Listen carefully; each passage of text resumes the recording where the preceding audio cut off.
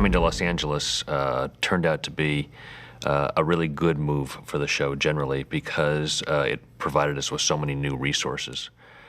One of the hard things was, and one of the things I was most apprehensive about, was the putting together of a new crew. We had such a winning team in Vancouver. I never thought we'd be able to replace the Vancouver crew, but we did, and we did so beautifully.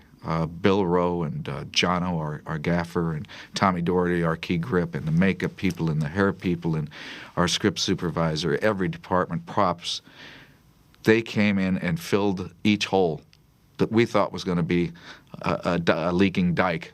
They filled each hole beautifully, and they've shared in the experience. You know, when people say, "What? How could you tell the X-Files has moved to Los Angeles?"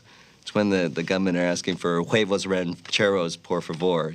Más huevos rancheros. You know, that we're like sort of bringing in little Spanish ends to our thing. That and, you know, now Mulder and Scully driving 2 cars instead of 1. You know, other countries encourage carpooling, whereas here everybody has their own cars.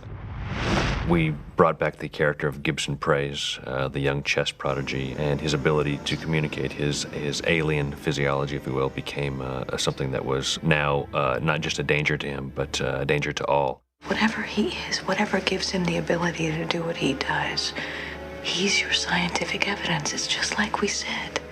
He could be the key to everything in the X-Files. In the beginning, that was shocking. There is a call for an alien to be swimming in a nuclear power plant and shed his skin. Thinking, yep, this is a challenge. So we built part of a nuclear reacting plant on our stage, filled it with water, got that alien to go swimming. We'd have an alien with an alien on top of it, a skin of an alien, and have it dissolve underwater on cue. And actually, we got an actress that we'd worked with several times. I'd worked with her initially on Cocoon when I worked at Greg Hanham's. Wendy Cook, who was like very, very waif-like, very skinny, and had a really unusual physique. And we were lucky enough to get her on the show. And we just did makeups on her with very minimal makeup, just finger extensions, and colored her and airbrushed her to look like the gray alien. And we had one of our guys who's scuba certified, I think Greg Solomon, was in there with a squirt gun underwater, actually squirting the pieces of the skin off, you know, on cue, which worked surprisingly well.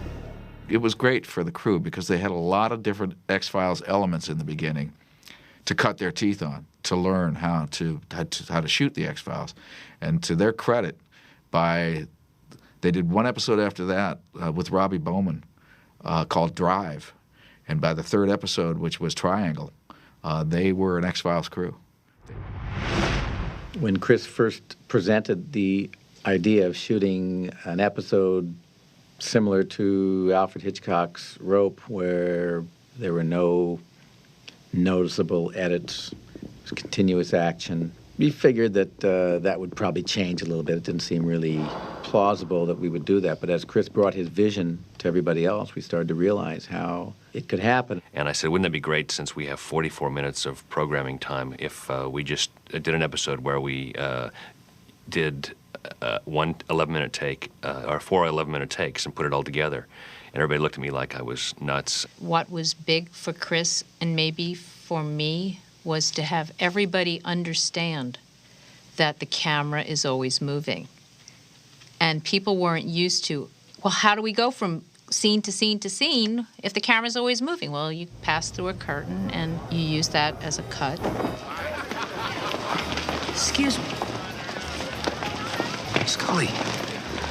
I suggest you get your Nazi paws off me before you get one in the kisser. No, it's me, Mulder.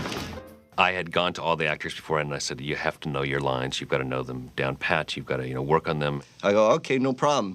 Thanks for calling. And I hung up, and then I thought, wow, does that mean I've screwed up all my lines all those seasons? It's a very nervous-making situation because you blow it, and everybody else has to go back to, their first marks and start all over again. Well, that's not too bad, except when your part's in German. So not only did you have to get everything you would normally have to get right, you had to get it right in German. Wo sind die Waffen versteckt? No sprechen. Die Waffen haben Sie an Bord, nicht? I don't speak Nazi. Fortunately, I went to school in Germany for a couple of years, so I had a pretty good grasp of the language. Dieser Mann ist ein Amerikaner. Es heißt, Sie wollen mehr Leute an dem Krieg beteiligen. But at one point, there was a line that I was saying, and I didn't understand why I was saying it, and because it didn't make sense in the context of the scene. So I went to Chris and I said, "Why am I saying this?" And he said, "Well, what are you saying?" And I told him, and he goes, "Why are you saying that?" I said, "Because that's what's in the script." And he goes, "That doesn't make any sense." And then he told me just to go ahead and make up something that made sense. The second act, which is one long scene that travels through the FBI and ultimately ends up in the FBI parking lot with Scully getting into a Volkswagen van and driving off. There were the set decorator and the props people were, when the elevator doors would close in that scene, they'd run and they'd redress the scene, and when the elevator doors would open again, you would never know that they had been there, but in the dailies you can actually hear them hustling off camera when those doors close and hear the movement as they just barely would make it before the scene would start again with the opening of the elevator doors. If a guy got punched or something, I'd literally be off camera and jump in as the camera was facing another way and quickly like put a slash on him with some blood, and then the camera would come back so it looked like it just started to, you know, bleed. It was really fun. It was like an action makeup thing. Dreamland was an attempt once again not to repeat ourselves, and we came up with this idea that was pretty far out, even for the X-Files, a body switching episode. And the comedic possibilities were endless. And we realized as we were working it out, John Shive and Vince Gilligan and I, that we couldn't resolve it all in 1 hour. And Chris Carter said, make it 2 hours, which never would have occurred to us because it was a funny episode, and we've never done a two-part funny episode. It's a classic fish out of water situation. And what's the scariest thing for Agent Mulder to be involved with? The man who has fought fluke worms and chased, you know, alien craft and fought government spies. What's the scariest thing to do with this guy is to put him in a house with a wife and 2 teenagers. Oh, for God's sake, Morris. A nose ring! She said she wants a nose ring! I hate you! I wish you were dead!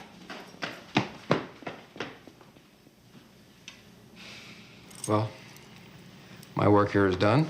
Dreamland. That's where Mulder and Michael McKean changed bodies. Will you please stop trying to pick a fight with me? Mulder, you are acting bizarre. Jealous? It's always fun to see Mulder's life through the eyes of someone else, too. So when Morris Fletcher sees how Mulder lives, it's somewhat reminiscent of Eddie Van Blunt seeing how Mulder lives in Small Potatoes. And yet different because Morris goes out and he makes life better. I mean, he really, he does, you know, what he thinks Mulder should be doing, which is get a big water bed and, you know, act like he's Hugh Hefner circa 1974. Whoa. Mulder. Maybe I like to read the New York Times backwards. The Marx Brothers dance, as far as I know, it's only the 3rd time it's been done in film. The Marx Brothers did it in Duck Soup. And then Chico and Lucy did it on the I Love Lucy show. And then I think David and Michael, as far as I know, it's only the 3rd time it's been done. And we hired a choreographer, and we built, there was no trickery in that. That was the 2 guys mirroring themselves. Well, they rehearsed it for 4 or 5 days, and we built the closets. We had the mirrored frames in, but there was no mirrors in it. It was a double set, so that there was 2 sets. And the guys got that, I think it was take 12. They got it just almost perfect. Morris, what are you doing? We had been spending a lot of Fox's money in the 6th season. We were learning how to do the show in LA, and it was expensive and time-consuming, and we kept promising them we were going to do an episode that would save them a lot of money. We were going to do something that took place in one room. And these are always a challenge because you've got to figure out how to tell an X-File, which usually has a lot of movement, a lot of procedural quality to it. You've got to figure out how to stage a scary story in a confined space. Corey Kaplan, our set designer, built this wonderful, wonderful set in which you're supposed to go from one room into another room, and it's the same room, and which was quite a challenge to pull off a room like that. It had bookshelves where the books would fly out, trapdoors. It was great fun. Ed Asner and Lily Tomlin really came to the plate on that. This pop psychology approach is crap. All it does is annoy them. When's the last time we actually haunted anyone? When was the last time we had a good double murder? Not since the house was condemned. There were a couple of very elaborate effects, and they required very precise camera moves, green screen, special makeup. Ed Asner had a fluorescent orange hole on his head for most of a scene, which was kind of comical in itself, which would later be turned into a visual effect. Lily Tomlin had the same thing. She had a hole placed, I think it was orange too, on her nightgown here that would be a special effect. So it looked rather ridiculous in the shooting of it, but I think the effect in the end was terrific. Look at this. We had to do mummified corpses, actually, they're here. One of Scully and the one of Mulder back there. We had to do these mummified corpses of them. And for this, we requested the live casts that Toby in Canada had originally made of them on the show previously for some other effects or makeups that he had done. And from that, we made clay replicas of them and actually just carved away on their faces. We wanted to retain a subtle amount of their features. It was one of those things where initially in meeting with Chris, he wanted them to be initially recognizable as them. Then he wanted them to be kind of a 50-50 thing, where when you first saw them, you didn't quite recognize them. Oh, Scully. That's us. Then you kind of see, oh yeah, that is them. So we had to have that beat of that kind of gap dramatically, which to me really worked well from a dramatic standpoint, but from a design standpoint, it made it difficult for us to find that balance, where once you knew it was them, you'd recognize it, but if nobody told you, you wouldn't. So that's an example of how, we're treading this fine balance design-wise to accommodate a story function. You ever had one of those days, Scully? Since I've been working here, yeah. The funny thing about Monday is people seem to really like it a lot, but people always sort of smiled and said, well, you're sort of ripping off Groundhog Day, aren't you? With this day that keeps repeating over and over again. And I say, we're not ripping off Groundhog Day, we're ripping off the Twilight Zone. It was kind of a departure for us at the time because it was one of the first, it was sort of a Twilight Zone kind of idea episode, a what if. And we usually, in X-Files, it's usually what's the case. And here's a case that Mulder doesn't even know is a case. He doesn't even know what's going on because he's repeating the same events over and over again. So it was very unusual for us and kind of an experiment, and I thought it came off very well. What an interesting challenge to tell the same story 4 different times in the same location with the same actors. And I found a way, it came to me very easily too, I was shocked. I found a way to shoot each sequence and give each sequence a different look. And it just worked. We honestly didn't know how to get him out of this loop. We had him in this loop of every day he walks into a bank and the bank ends up being destroyed and Mulder and Scully end up dying somehow.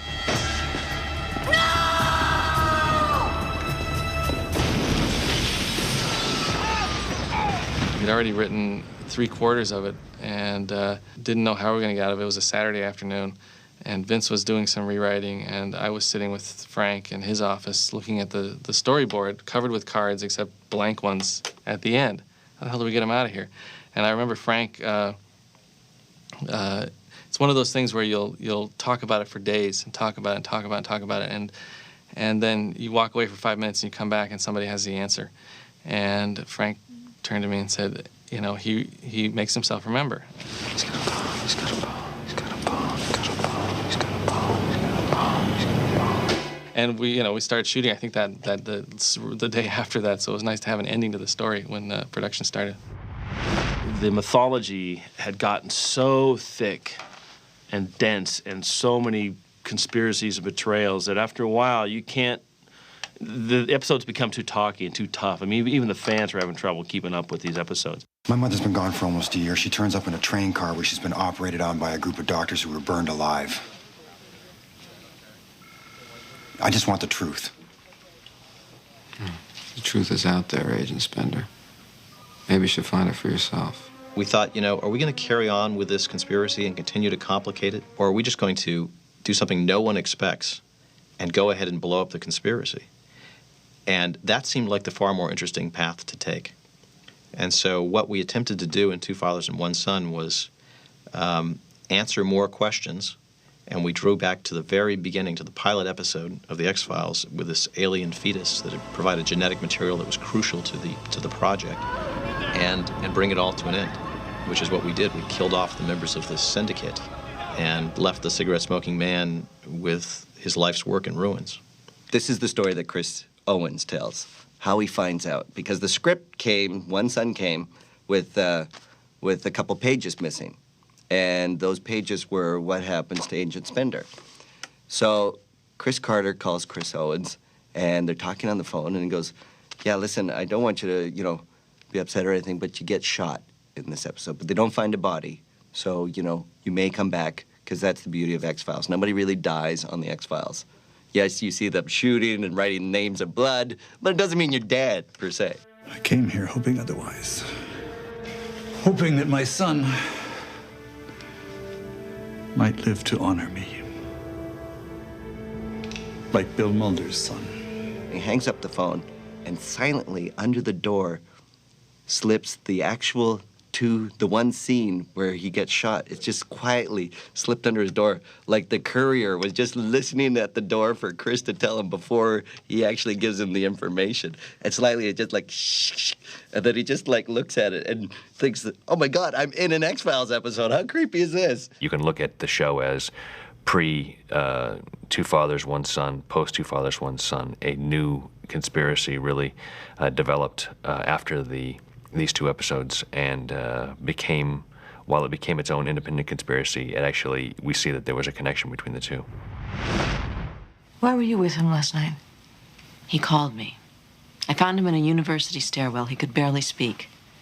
He said I was the only one who'd believe him. About an artifact. You're a liar. The relationship between Fowley and Scully is a lot of fun, actually, because clearly Scully doesn't like her, doesn't trust her, feels threatened by her, is definitely threatened by Diana's past with Mulder. Thank you for coming. He was asking for you last night. When he's sick and I'm in Mulder's apartment, the word that I got, because I think at the end of that scene you see me pulling my top off, I'm going in for the kill. I received a call from Agent Mulder this evening. He was in a particular state of distress. I don't know why, but I'm staying here until I find out.